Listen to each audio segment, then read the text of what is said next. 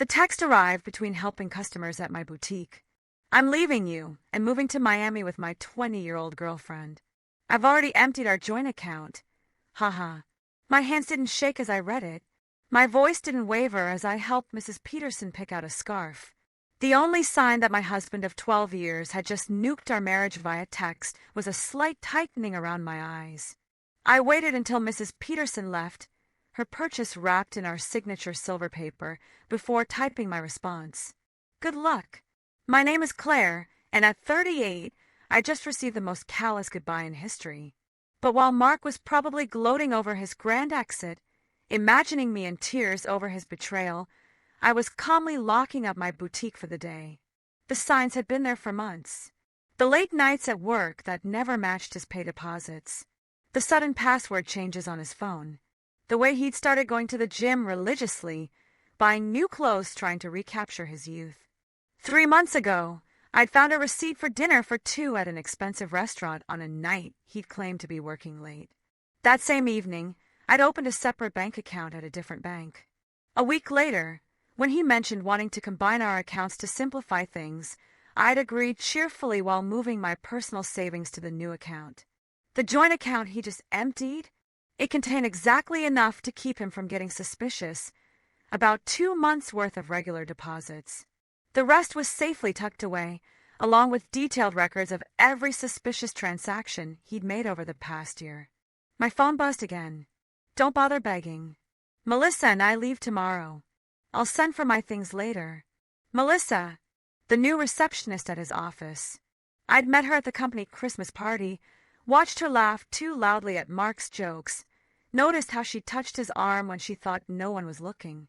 She was young enough to be his daughter, naive enough to think she was special.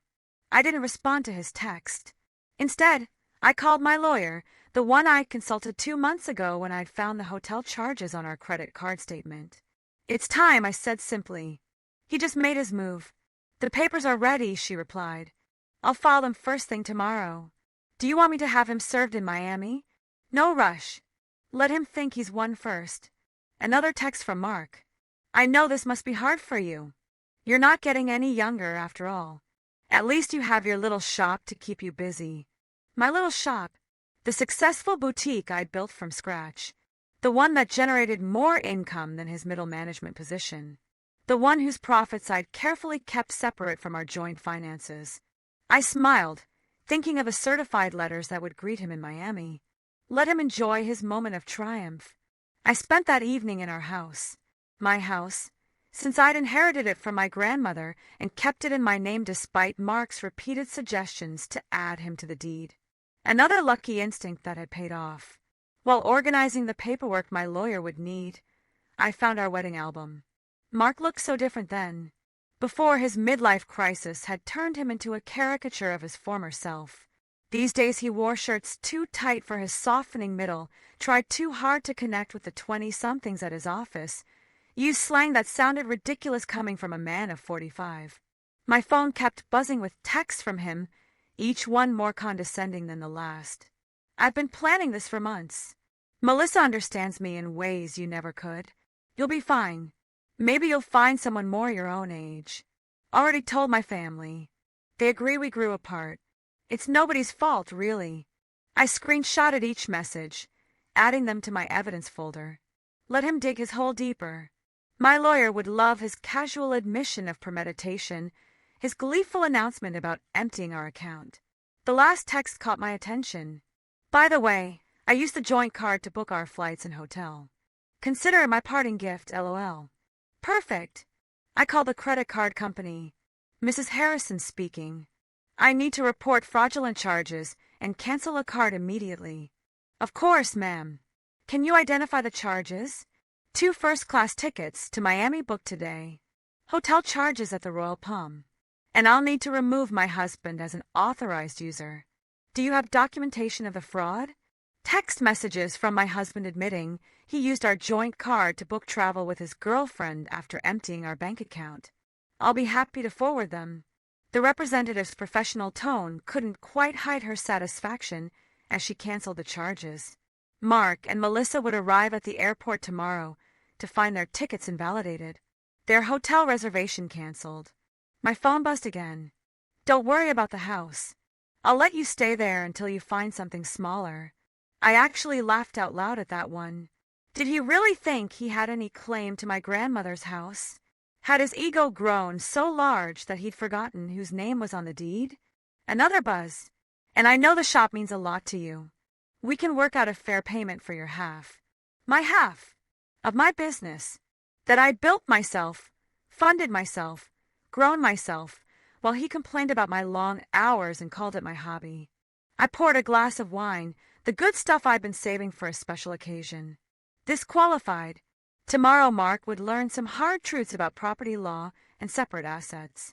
But tonight I'd enjoy the quiet and plan my next chapter.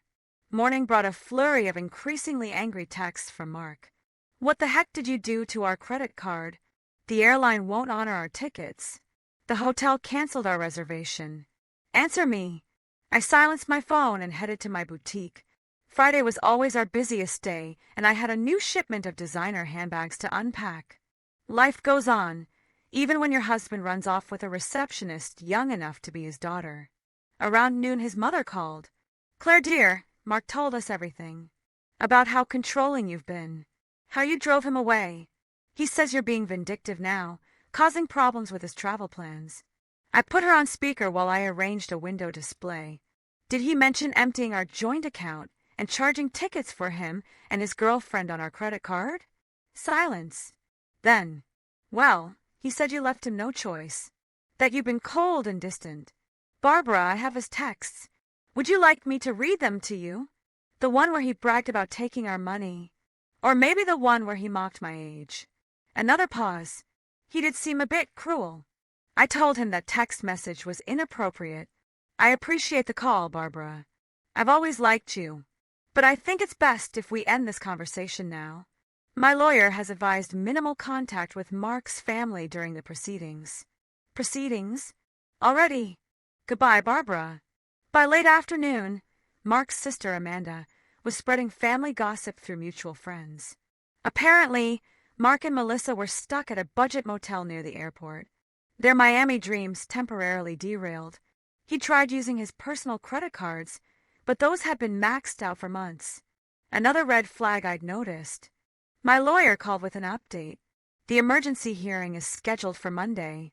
Given his admission of emptying the joint account and the documented credit card fraud, we're in a strong position to freeze all remaining assets. Has he been served yet? Not yet, but he'll get the papers at his new motel address. Speaking of which, his girlfriend's social media is providing excellent evidence. She's been posting about their adventure all day, including some choice comments about you. I smiled, thinking of my own documentation. A year's worth of suspicious charges, hotel receipts, text messages that proved premeditation. Mark had been so focused on his grand escape that he'd never considered I might be watching, waiting, preparing. My phone buzzed with another text. You think you're so smart, but I made copies of all the boutique's financial records.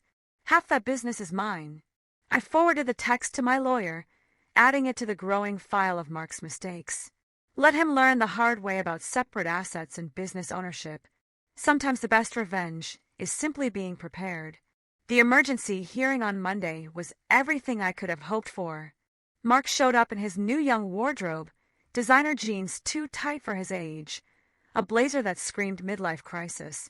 Melissa waited outside, her youth painfully obvious under the harsh courthouse lighting. My lawyer presented our evidence methodically, Mark's gleeful text about emptying our account, his credit card fraud, his documented history of hidden expenses, each piece carefully collected over months of quiet observation. Your Honor, Mark's hastily hired lawyer attempted, my client admits to some rash decisions, but Mrs. Harrison's actions have been vindictive and calculating. Calculating? My lawyer countered. You mean prudent? My client protected her separate assets and maintained detailed records of her husband's suspicious behavior. That's not vindictive. That's smart business. The judge reviewed my documentation, the separate property deed to the house, the boutique's incorporation papers in my name only, the careful separation of business and personal finances that Mark had always complained about. Mr. Harrison, The judge addressed Mark directly. You admitted via text message to deliberately emptying a joint account and using shared credit cards to fund a trip with your girlfriend. Do you deny this? Mark shifted uncomfortably. I was just trying to make a clean break. By committing financial fraud? The judge raised an eyebrow. And now you're claiming rights to property that documentation shows is clearly separate from marital assets? The business grew during our marriage. Mark's lawyer tried again. My client is entitled to. The business was established before the marriage. My lawyer interrupted, and Mrs. Harrison maintained strict separation of business and personal finances throughout. We have documentation of every penny invested and earned. I watched Mark's face as reality started sinking in. He thought this would be easy. Empty our accounts, run off with his girlfriend, maybe claim half my business in the divorce. He'd never bothered to understand my insistence on keeping things separate, had mocked my careful bookkeeping as obsessive. The court finds sufficient evidence of financial misconduct, the judge announced. All shared assets are frozen pending final dissolution.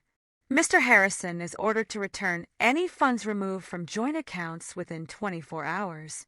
But that money's gone, Mark protested. We spend it on. Then I suggest you find a way to replace it. The judge cut him off. And Mr. Harrison? The court takes a very dim view of using shared credit cards to fund adventures with paramours. Outside the courthouse, I heard Melissa asking Mark about their Miami plans. His response was lost in the sound of my heels clicking confidently across the marble floor, heading back to the business he'd never understood or respected. The next few weeks brought a string of increasingly desperate moves from Mark. He tried claiming the boutique had been his idea. He remembered investing money in its early days. He even suggested he'd been my business partner all along, claims quickly disproven by my meticulous records. He's getting desperate, my lawyer observed. His girlfriend's social media shows they're staying at her studio apartment now. Apparently living on a receptionist's salary isn't quite the glamorous escape he imagined. Mark's family started reaching out, their tone markedly different from their initial accusations.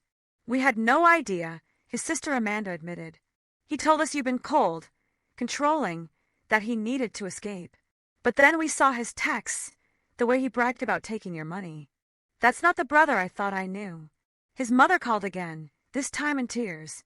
The things he said about your age, about replacing you with someone younger, I raised him better than that. I thought I did anyway. I let their calls go to voicemail. Their support might have meant something weeks ago, but now it felt like rats deserting a sinking ship. The boutique thrived, ironically boosted by local gossip about my situation. Women started coming in specifically to show support, often leaving with far more than they planned to buy. My ex tried something similar. One customer confided while buying a designer handbag. Thought he'd take everything in the divorce. Men like that never expect us to be smarter than them. My phone still buzzed occasionally with texts from Mark, his tone swinging between anger and manipulation. You've ruined everything. I never meant to hurt you. You'll regret being so vindictive. Can't we work something out? That business would be nothing without my support. I forwarded each message to my lawyer without responding. Let him dig his hole deeper. Through the grapevine, I heard Melissa was having second thoughts. Apparently, sharing her studio apartment with a middle-aged man who couldn't afford his own place wasn't the romantic adventure she'd imagined. The age gap that had seemed exciting during secret hotel meetings felt different in the harsh light of reality. She posted about toxic relationships and learning from mistakes yesterday, my lawyer mentioned during an update call, and removed her relationship status this morning. I almost felt sorry for Mark. Almost. But then I remembered his ha-ha after telling me he'd emptied our account. The casual cruelty of his comments about my age, the way he'd assumed I'd be helpless without him. Instead of pity, I felt something else. Pride. Pride in my foresight, in my quiet strength, in my ability to protect myself while he underestimated me. The final divorce hearing painted a very different picture from Mark's imagined triumph. Gone was his cocky attitude, replaced by barely concealed panic. Melissa was noticeably absent. She'd moved on to a coworker her own age, according to office gossip. Mark had shown up in his old clothes, The designer wardrobe apparently returned to help repay the joint account he'd emptied. His lawyer looked tired, probably from trying to find loopholes in my documented separation of assets. Your Honor, Mark's lawyer attempted one last time. Despite the separate property documentation, my client contributed to the growth of his wife's business through moral support and... Moral support?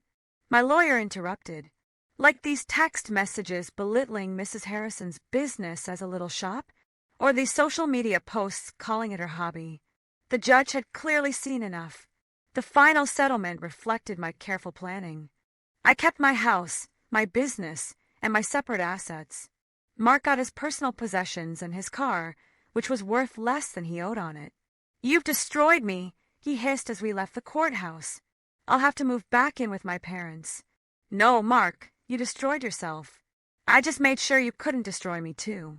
His mother was waiting outside, ready to drive him to her house, his new home at 45.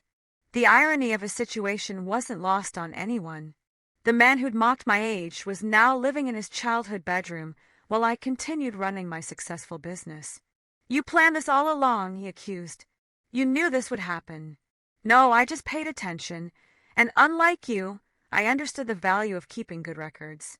His mother stepped between us. That's enough, Mark. You've embarrassed yourself enough already. As they walked away, I heard her starting on him. Honestly, what were you thinking? A 20-year-old, emptying bank accounts, sending those horrible texts. I watched them disappear into the parking lot, feeling nothing but relief. Mark had thought he was writing the ending to our story with that cruel text. Instead, he'd merely set my carefully laid plans in motion. My phone buzzed, not with texts from Mark this time, but with notifications of new orders from my boutique's website. Life was moving forward, just not in the direction he'd imagined. 6 months after the divorce was finalized, my boutique had expanded to a second location. The irony wasn't lost on me. While Mark struggled to rebuild his life, the little shop he'd dismissed was thriving. I'd hired 3 new employees and launched an online store that was gaining traction nationally. News of Mark's situation trickled back through mutual acquaintances. He tried dating apps, but found women his age weren't interested in a middle-aged man living with his parents. Younger women, having heard about his history through office gossip, steered clear. Melissa had apparently warned her friends about him, sharing screenshots of his desperate attempts to win her back after she'd left. His career suffered, too. The company's HR department had launched an investigation into his relationship with a subordinate, resulting in a formal reprimand. The promotion he'd been expecting went to someone else, someone who didn't have a history of inappropriate relationships with reception staff. He tried to claim age discrimination, Amanda told me during an unexpected visit to the boutique. Said they were punishing him for dating someone younger. HR just added that complaint to his file. I was surprised to see his sister in my store, but her presence spoke volumes about how thoroughly Mark had alienated his own family. I know we didn't support you at first, she admitted, running her fingers over a silk scarf. He played the victim so well, but watching how he handled everything, how he acted afterward, I'm ashamed we ever believed him. My lawyer kept me updated on Mark's continued attempts to challenge the divorce settlement. Each petition was denied, his claims of unfair distribution dismissed based on the evidence of his own actions. He actually tried arguing that his text about emptying the account was just a joke, she told me, laughing. The judge asked if haha made theft less illegal. The boutique's success brought unexpected validation. Local business magazines wanted to feature my story, not as a scorned wife, but as a savvy businesswoman who'd protected her interests. Young entrepreneurs asked for advice about keeping business and personal finances separate. The best protection is preparation, I told one young woman who reminded me of Melissa, and always trust your instincts. Mark's mother called occasionally, usually after he'd done something particularly self-destructive. He tried online gambling, hoping for a quick fix to his financial problems. He'd gotten involved with a pyramid scheme that promised fast returns. Each attempt to recover his former lifestyle just dug him deeper into trouble. I don't know where we went wrong with him, she sighed during one call. His father and I offered to help him get back on his feet if he'd just take responsibility for his actions. But he's still blaming everyone else. You, Melissa, his company, the judge. I listened politely but maintained my distance. Their family drama wasn't my problem anymore. My life had moved forward, filled with plans for a third boutique location and a possible expansion into luxury accessories. The only reminder of Mark's impact on my life was a framed screenshot hanging in my office, his final text before I blocked his number. Have fun with your little shop. At least it'll keep you busy in your old age.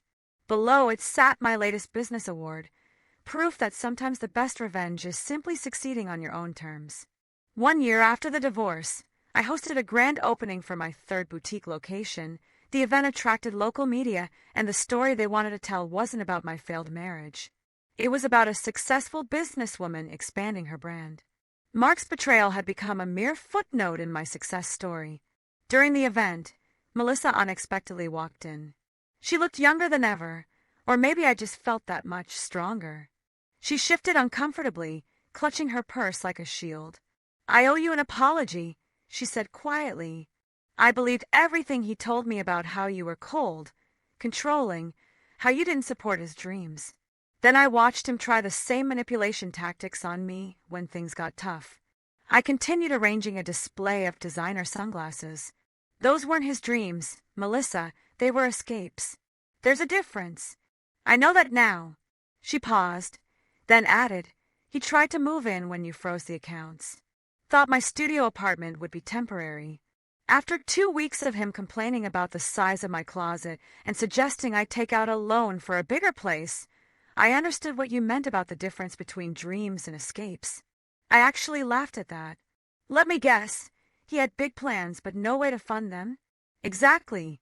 Everything was going to work out once his investments paid off, once he got that promotion, once his cryptocurrency definitely increased in value. She shook her head. I'm dating someone my own age now. We have student loans and a small apartment, but at least we're building something real. After she left, my assistant manager whispered, Was that the girlfriend? No, I replied. That was just another woman who learned the same lesson I did. Speaking of lessons, I gestured to a young couple examining our designer handbags. Let's talk about your idea for expanding our accessories line. The boutique had become more than just a business.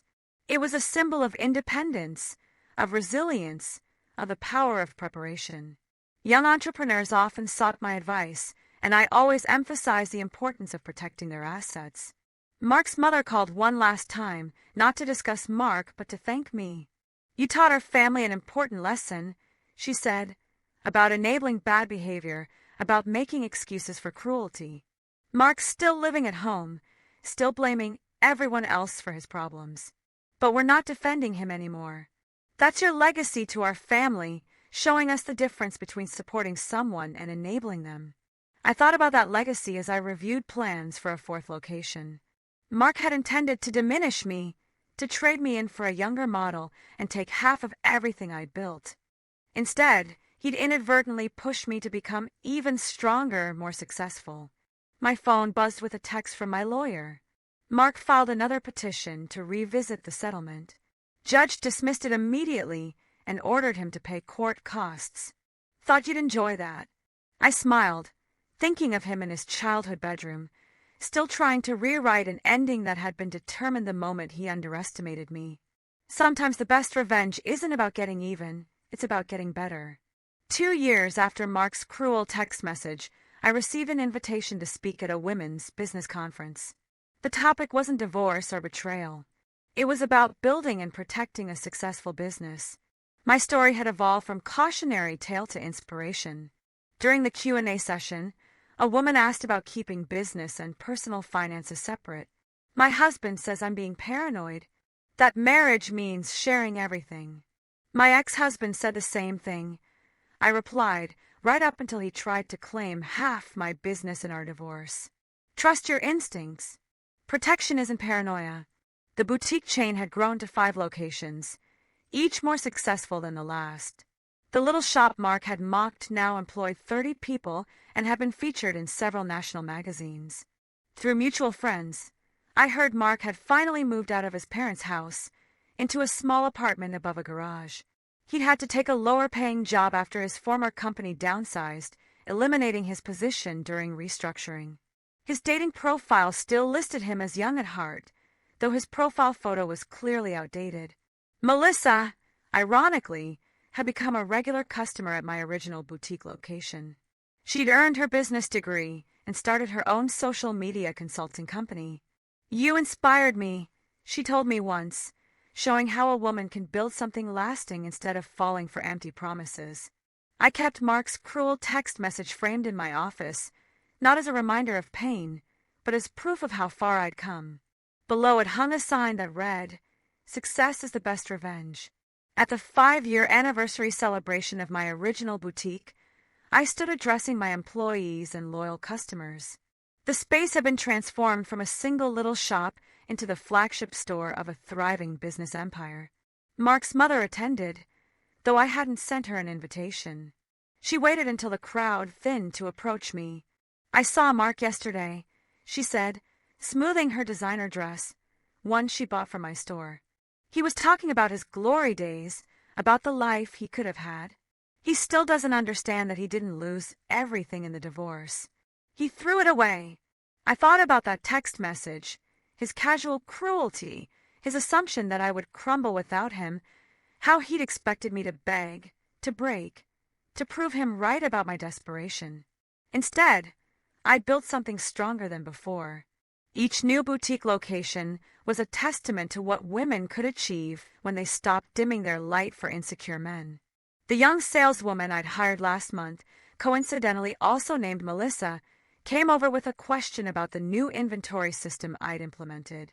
As I explained the process, I caught a glimpse of my reflection in the store window. I saw what Mark had failed to see 5 years ago, not a woman getting older, but one getting wiser, stronger, more successful. His cruel text message had meant to be an ending. Instead, it had been a beginning, not just for me, but for every woman who heard my story and realized she deserved better than someone else's midlife crisis.